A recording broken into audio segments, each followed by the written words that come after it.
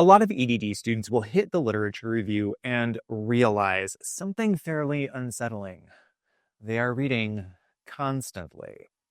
Journal articles, reports, policy documents, internal data, professional texts, and still they're not quite sure what counts. Not what is useful, but what is legitimate.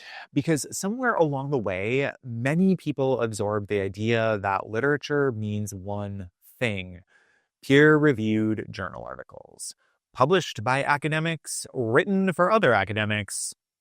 And if that is the only definition you are working with, EDD work starts to feel very misaligned very quickly. Because the problems EDD students are working on do not live only in journals. They live in organizations, in communities, in classrooms, in systems with histories, power, and people. If your definition of literature cannot see those things, the literature review will always feel incomplete. I'm Nick. This is Dr. Cranky Pants Teaches, and if you're doing an EDD and trying to limit the literature to traditional academic research alone, you're going to miss critical forms of knowledge, and you're definitely going to misunderstand what rigor looks like in a dissertation of practice.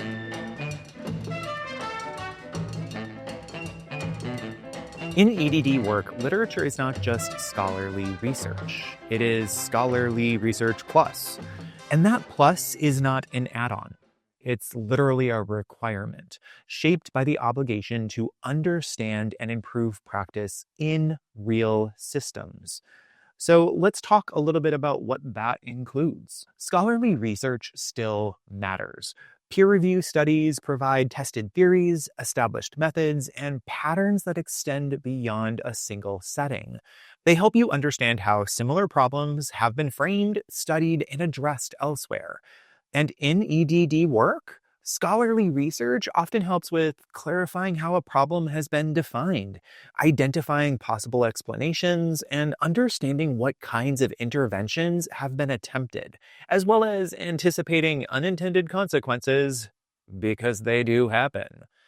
This is foundational knowledge, but it is not sufficient on its own. EDD literature reviews also draw on practitioner knowledge, and this includes professional text, field-based research, and accounts written by people who work inside the systems you are studying. Practitioner knowledge helps you understand how work actually unfolds in practice, where formal theories break down, and how constraints shape what is possible on the ground. This is not anecdote. This is situated expertise. In improvement work, ignoring practitioner knowledge is not rigorous. It's careless. Another essential category is organizational and institutional data. This includes internal reports, program evaluations, policy documents, enrollment data, outcome measures, and historical records of decisions and previous change efforts.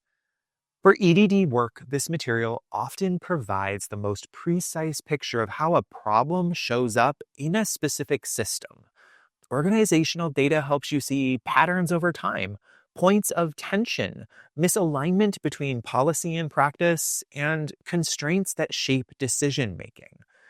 This kind of literature anchors your work in reality, and without it, improvement efforts drift into abstraction. EDD work also requires attention to community knowledge and indigenous epistemologies.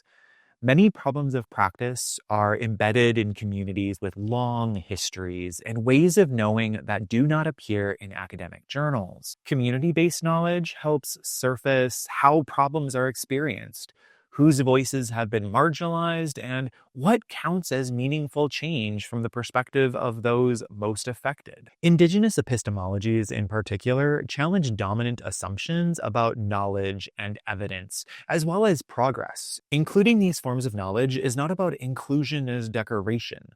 It is about ethical understanding. If your work reflects a community, that community's ways of knowing are part of the literature. Now, here's the key teaching point I really want you to take away from this video. What counts as a literature in an EDD is guided by purpose, not prestige.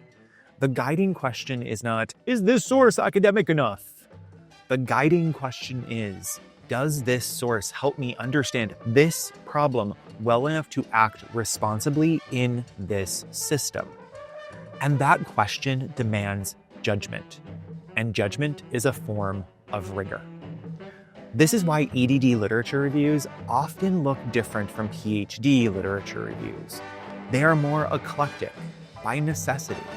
They bring multiple forms of knowledge into conversation, and they require you to be explicit about why each source belongs. Not because you need permission, but because improvement work demands transparency. If you ever feel uncertain about whether something counts as literature in EDD work, return to this question. What does this source help me see, understand, or decide about this topic? If it meaningfully supports that work, it belongs. If this made the idea of the literature feel a little more broader and a little more usable, that matters. I appreciate you. I'll see you in the next one.